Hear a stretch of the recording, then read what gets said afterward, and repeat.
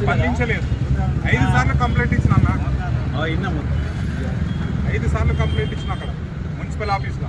Madam గారు అన్నారు కోర్టులో కేసు అంటే ఏ కోర్టులో ఉన్నది, ఎవరు మీ అడ్వకేట్ ఇవ్వండి మాట్లాడలేదు, నేను తెలుసుకొని చెప్తా అంటున్నారు. అంటే ఆమెకు తెలియకుండానే కోర్టులో కేసు ఇచ్చిన. ఇది మానవత్వం. ఎమ్మెల్యే గారు కంపల్సరీ ఆయన కూడా ఉంది, వేయాలని ఉంది తప్పన కోర్టు పోయినందుకు ఆగింది.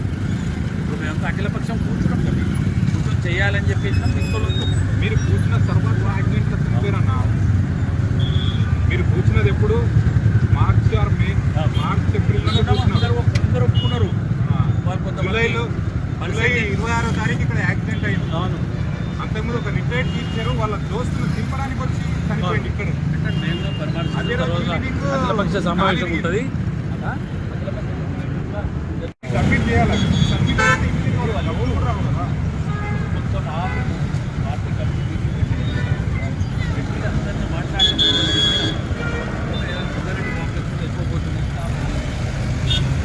ఎక్కువ పోతుంది, ఎక్కువ మంది పుస్తకాలు తక్కువ చేసినట్టే కదా. ఇప్పుడు ఎండిఓ ఆఫీస్ ఉంది, గ్రామ పంచాయతీ అందరికీ మున్సిపాలిటీ ఏడు బాబన్న. గ్రామ పంచాయతీ ఉన్నప్పుడే మనకు నెహ్రూ గారు వచ్చి ఓపెన్ చేశారు ఎండిఓ ఆఫీస్. అది ఎంత ఎన్నిక్కున్నది? అది ఇప్పుడు హెల్త్ సెంటర్ ఎంత ఎన్నిక్కున్నది? అంటే ఇవన్నీ కబ్జాలే కదా, అంటే కబ్జాలే కదా ఇవన్నీ. నేను కబ్జా అన్నట్టే కదా బాబన్న. అన్నట్టు హెల్త్ సెంటర్ ఎండిఓ ఆఫీస్ అంటే ఉన్నది. నెహ్రూ గారు వచ్చినప్పుడు. నా పేరు ఆర్ఎన్ రాము, షాద్నగర్ వాస్తవుడిని. ఈ షాద్నగర్ చౌరస్తా గురించి నేను ఎన్నోసార్లు కంప్లైంట్ ఇవ్వడం జరిగింది. షాద్నగర్ చౌరస్తాలో ఎంతో మంది ప్రమాదాలతో, ఘోరమైన ప్రమాదాలతో చనిపోవడం జరిగింది. అందులో తల్లి, కూతురు, తండ్రి, ఒక రిటైర్డ్ టీచరు, ఇంకా చాలా మంది చాలా విధాలుగా చనిపోవడం జరిగింది. మనం ప్రమాదాలు ఎక్కడనో స్పీడ్గా వెళ్తే జరిగేవి కామన్గా అనుకుంటాం, కానీ ఇక్కడ నిలబడ్డ దగ్గర ప్రమాదాలు జరిగి చనిపోతున్నారు.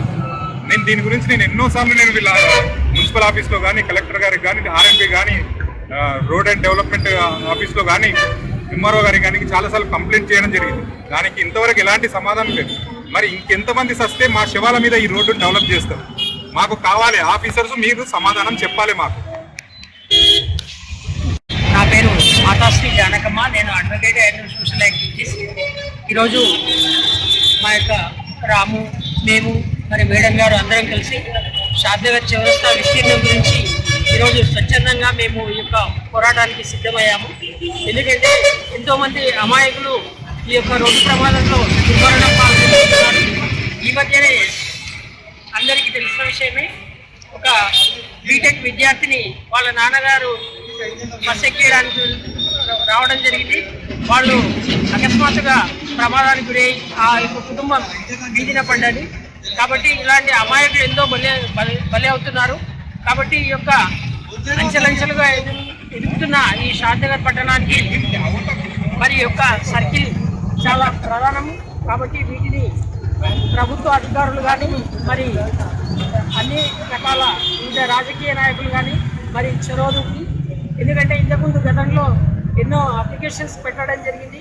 ప్రభుత్వం దృష్టికి కూడా తీసుకెళ్ళినా కానీ ఎవరు స్పందించడం లేకుండా ఈ యొక్క సామాన్య ప్రజానికానికి ఈ యొక్క ఇబ్బందిని తొలగించే దిశగా ప్రతి ఒక్కరూ ముందరకు కదలి రావాలని మేము కోరుతున్నాం.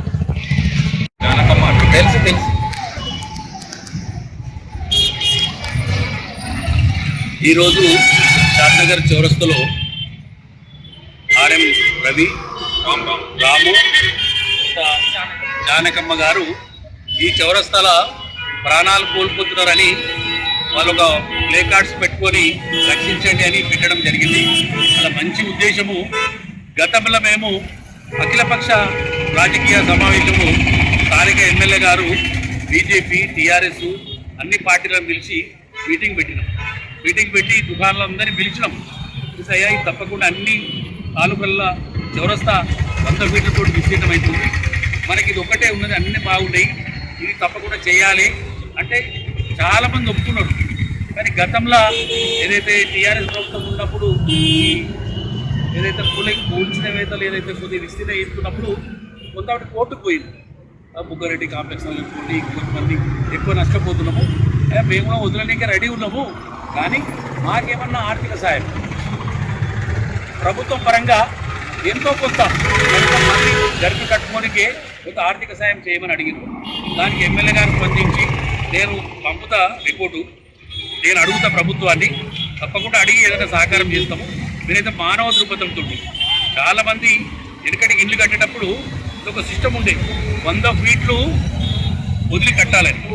గతంలో మన గ్రామ పంచాయతీ ఉన్నప్పుడు, చిన్న గ్రామ పంచాయతీ ఉన్నా మేజర్ గ్రామ పంచాయతీ ఉన్నా ఒక సిస్టమ్ ఉండే మన తాన. ఇలా మనకు బిల్ సెంటర్ 100 ఫీట్లు జరిగి కట్టాం, తర్వాత టెలిఫోన్ ఎక్స్చేంజ్ 100 ఫీట్లు జరిగి కట్టాం, బ్లాక్ ఆఫీస్ 100 ఫీట్. అంటే ప్రభుత్వంలో ఉన్నటువంటి నిర్మాణాలు వాళ్ళు కూర్చా తప్పకుండా 100 ఫీట్లు జరిగి కట్టారు. మనము ఆనాడు చిన్న రోడ్డు ఉన్నదని, వ్యాపారం బాగుంటుందని మనం ముందుకు వచ్చినాం. సిస్టమ్ ఏంటంటే 100 ఫీట్లు ఒక రోడ్డుకు 100 ఫీట్లు వదలాల్సింది. గతంలో అక్కడ మా కాంప్లెక్స్ కాడికి వెళ్ళి మేము ఎవరు చెప్పినా చెప్పకపోయినా 115 ఫీట్లు వదిలినాం.